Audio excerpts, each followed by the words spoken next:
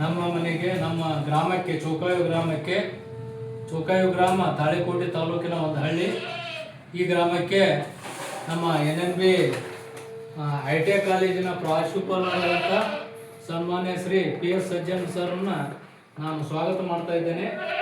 ಅವರು ನಮ್ಮೂರಿಗೆ ಯಾಕೆ ಬಂದ್ರು ಅಂತಂದ್ರೆ, ದೂರವಾಣಿ ಒಳಗೆ ನಾನು ಬೀಜೋಪಚಾರ ಮಾಡಿದ್ದನ್ನು ಅವರು ಸ್ಟೇಟಸ್ನಲ್ಲಿ ನೋಡಿ, ಇಲ್ಲ ಸರ ನನಗೆ ತೊಗರಿ ಬಿತ್ತೀನಿ, ನನಗೆ ನೀವು ಸ್ವಲ್ಪ ಬೀಜೋಪಚಾರದ ವಿವರಣೆ ಹೇಳಂತಂದರು. ಅದಕ್ಕೆ ಆಯ್ತು ಸರ, ನಾನೆಲ್ಲ ದೂರವಾಣಿ ಮುಖಾಂತರ ಅವ್ರಿಗೆ ಹೇಳಿದೆ. ಇಲ್ಲ ಸರ ನಾಳೆಗೆ ಬಿತ್ತೀನಿ ಅಂದರು. ಅದಕ್ಕೆ ಮತ್ತು ಹೆಂಗೆ ಮಾಡೋರು ಬೀಜ ಅಂತಂದೆ. ಇಲ್ರಿ ನಾನು ಇಲ್ಲಿ ಮಾರ್ಕೆಟ್ನಾಗ ತೊಗೋತೀನಿ ಅಂದರು. ಹೇಳ್ರಿ ನೋಡೋಣ ಸರ, ನಾನು ಬಿತ್ತೋದ ಉಳೋದಕ್ಕೆ ಬೀಜ ಕೊಡ್ತೀನಿ ಅಂತಂದೆ. ನಮ್ಮ ಮನೆಯೊಳಗೆ ಒಂದು 32 kg ಬೀಜೋಪಚಾರ ಮಾಡಿಟ್ಟಿದ್ದೆ. ಆ ಬೀಜಗಳನ್ನು ನಾನು ಕೂಡ ನನಗೇನು ಸರ್ಕಾರಿ ದರ ಬಿದ್ದದ ಮತ್ತು ನಾನೇನು ಯೂನಿವರ್ಸಿಟಿ ಒಳಗೆ ತಂದಿದ್ದೇನೆ. ಇದು ಕ್ಯಾಲ್ಸಿಯಂ ಕ್ಲೋರೈಡ್. ಈ ಕ್ಯಾಲ್ಸಿಯಂ ಕ್ಲೋರೈಡನ್ನು 1 ಲೀಟರ್ ನೀರಿಗೆ 20 ಗ್ರಾಮ್ ಹಾಕಬೇಕು.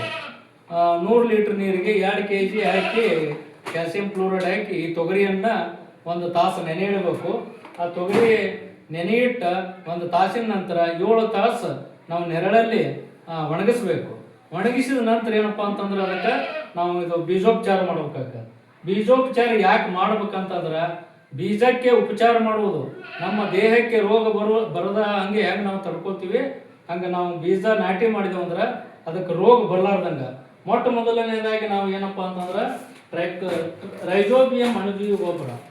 ಈ ರೈಜೋಬಿಯಂ ಅಣುಜೀವಿ ಗೊಬ್ಬರ ನಾವು 1 ಕಿಲೋಗ್ರಾಮಕ್ಕೆ 1 ಕಿಲೋಗ್ರಾಮ್ ಬೀಜಕ್ಕೆ 10 ಗ್ರಾಮ್ನಂತೆ ನಾವು ಹಾಕಬೇಕಾಗತ್ತೆ. ಈಗ ನಾವು 30 kg ಬೀಜ ತೊಗೊಂಡಿದ್ದೀವಿ, 32 kg ಅಪ್ರಾಕ್ಸಿಮೇಟ್ ತೊಗೊಂಡಿದ್ದೀವಿ. ಆ ಬೀಜಕ್ಕೆ 1 kg ನಾವು ರೈಜೋಬಿಯಂ ಅಣುಜೀವಿ ಗೊಬ್ಬರ ಬೆರೆಸ್ತೀವಿ. ಅದೇ ಥರನಾಗಿ ಈ ರೈಜೋಬಿಯಂ ನಾವು ಅದಕ್ಕೆ ಹಚ್ಚೋದ್ರಿಂದ ಏನಾಗುತ್ತೆ ಅಂತಂದ್ರೆ ಸಾರಜನಕವನ್ನು ಸ್ಥಿರೀಕರಿಸ್ತದೆ. ನಮ್ಗೆ ವಾತಾವರಣದಲ್ಲಿ ಇರ್ತಕ್ಕಂಥ ಸಾರಜನಕವನ್ನು ಅದು ಸ್ಥಿರೀಕರಿಸಿ ನಾವು ಸಾರಜನಕ ಕೊಡೋ ಪ್ರಮಾಣವನ್ನು ಕಡಿಮೆ ಆಗುತ್ತೆ. ಅಂದರೆ ಯೂರಿಯಾ ಗೊಬ್ಬರ ಕೊಡೋದು ನಾವು ಕಡಿಮೆ ಆಗುತ್ತೆ. ಅದೇ ಥರನಾಗಿ ಫಾಸ್ಫರಸ್ ಸಾಲ್ಯುಬಲೈಜಿಂಗ್ ಬ್ಯಾಕ್ಟೀರಿಯಾ ಅಂತೇಳಿದ್ರು. ಇದು ರಂಜಕ ಕರಗಿಸುವ ಸೂಕ್ಷ್ಮಾಣು ಗೊಬ್ಬರ. ನಮ್ಮಲ್ಲಿ ರಂಜಕದ ಪ್ರಮಾಣ ಹೆಚ್ಚದ ಭೂಮಿಯಾಗ, ಆ ರಂಜಕ ಡೈರೆಕ್ಟ್ ಬೆಳೆಗೆ ಸಿಗುದಿಲ್ಲ. ಅದು ಸಿಗಬೇಕಾದ್ರೆ ಈ ಗೊಬ್ಬರ ನಾವು ಲೇಪನ ಮಾಡೋದ್ರಿಂದ ಈ ಸೂಕ್ಷ್ಮಾಣು ಜೀವಿಗಳು ನಮ್ಮ ಮಣ್ಣಿನಲ್ಲಿರ್ತಕ್ಕಂಥ ರಂಜಕವನ್ನು ಗಿಡಗಳಿಗೆ ಒದಗಿಸುವ ಕೆಲಸ ಮಾಡ್ತದೆ. ಅದೇ ಥರನಾಗಿ ಇನ್ನೊಂದು ಇದು ಟ್ರೈಕೋಡರ್ಮಾ ಅಂತ ಇದೆ. ಈ ಟ್ರೈಕೋಡರ್ಮಾ ಏನು ಕೆಲಸ ಮಾಡ್ತದಪ್ಪ ಅಂತಂದ್ರೆ, ಮಣ್ಣಿನಿಂದ ಬರ್ತಕ್ಕಂಥ ಶಿಲೀಂಧ್ರನಾಶಗಳನ್ನು ಇದು ತಡಿತದೆ.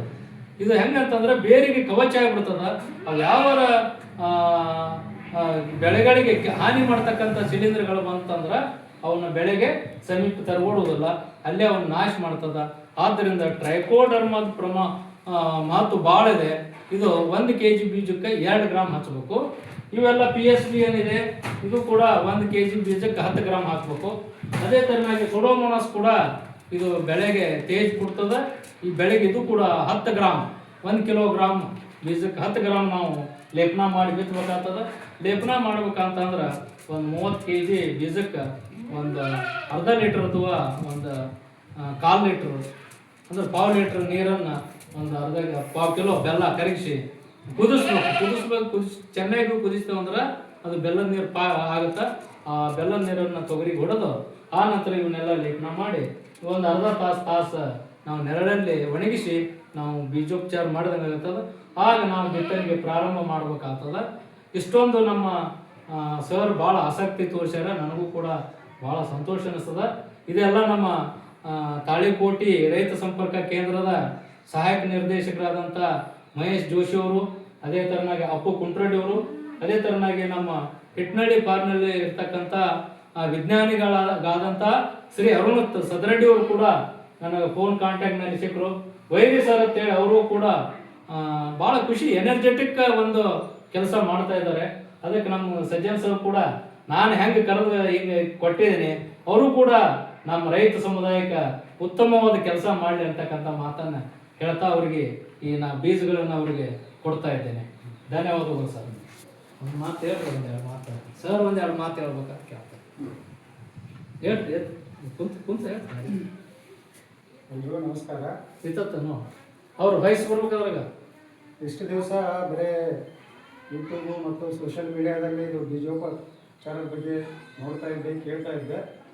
ಸರ್ ಹೇಳಿದಾಗೆ ಒಂದಿಷ್ಟು ದಿನಗಳ ಹಿಂದೆ ಅವರು ಬೀಜೋಪಚಾರದ ಬಗ್ಗೆ ಒಂದು ವಿಡಿಯೋ ಮಾಡಿ ಸ್ಟೇಟಸ್ ಇಟ್ಟಿದ್ರು ವಾಟ್ಸಪ್ಪಲ್ಲಿ.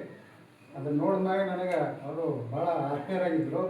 ಸೊ ನಾಳೆ ನನಗೂ ಬಿತ್ತೋದಿತ್ತು, ಅದಕ್ಕೆ ಇವತ್ತು ನೆನಪಾಗಿ ಅವ್ರಿಗೆ ಫೋನ್ ಮಾಡಿದೆ. ಅವ್ರು ಫೋನ್ ಮಾಡಿ ಎಲ್ಲ ಕೇಳಿದಾಗ, ಇಲ್ಲ ಸರ್ ನಾನು ಎಲ್ಲನೂ ರೆಡಿ ಮಾಡಿದ್ದೆ ಅನ್ನೋ ಸರ ಒಯ್ಯಿರಿ ಅಂತ ಹೇಳಿದ್ರು. ಅವ್ರು ಆ ಮಾತನ್ನು ಹೇಳಿದಾಗ ನನಗೆ ಭಾಳ ಖುಷಿ ಅನ್ನಿಸ್ತು. ಯಾಕಂದ್ರೆ ಯೂಶಲಿ ಎಲ್ಲರೂ ಯಾರು ಮಾಡ್ತಾರಪ್ಪ ಅದು ಬೀಜೋಪಚಾರ, ಅದನ್ನು ತಗೋ ಇದು ತಗೋ ಮಿಕ್ಸ್ ಮಾಡೋದೆಲ್ಲ ಕೆಲಸ, ಆಳುಗಳು ಸಿಗೋದು ಕಷ್ಟ. ಇಂಥ ಸಂದರ್ಭದಲ್ಲಿ ಸರ್ ನಾನು ರೆಡಿ ಮಾಡಿದ್ದೆ ಐತಪ್ಪ, ನೀವು ಬಂದು ಒಯ್ಯಿರಿ ಸರ್ ಅಂತ ಹೇಳಿದಾಗ ಭಾಳ ಸಂತೋಷ ಆಯಿತು. ಇದನ್ನು ನಾನು ಫಸ್ಟ್ ಟೈಮ್ ಮಾಡ್ತಾ ಇರೋದು ಪರೀಕ್ಷೆ, ಬೀಜೋಪಚಾರ ಮಾಡಿ ಕಳಿಸಿ ಬಿತ್ತೋದು ಮಾಡ್ತಾಯಿದ್ದೀನಿ. ಸರ್ ಹೇಳಿದಾಗೆ ಅದ್ರ ಬಗ್ಗೆ ಭಾಳಷ್ಟು ಲಾಭದಾಯಕಗಳ ಅದಾವು. ಯಾಕಂದ್ರೆ ಬೆಳೆ ಬರಬೇಕಂದ್ರೆ ಮೇನ್ ಇಂಪಾರ್ಟೆಂಟ ಬೀಜ. ಚೆನ್ನಾಗಿರೋ ಬೀಜ ನೀವು ಬಿತ್ತಿದ್ರೇ ಅದು ಮುಂದೆ ಚೆನ್ನಾಗಿ ಬೆಳೆ ಬರ್ತೈತಿ.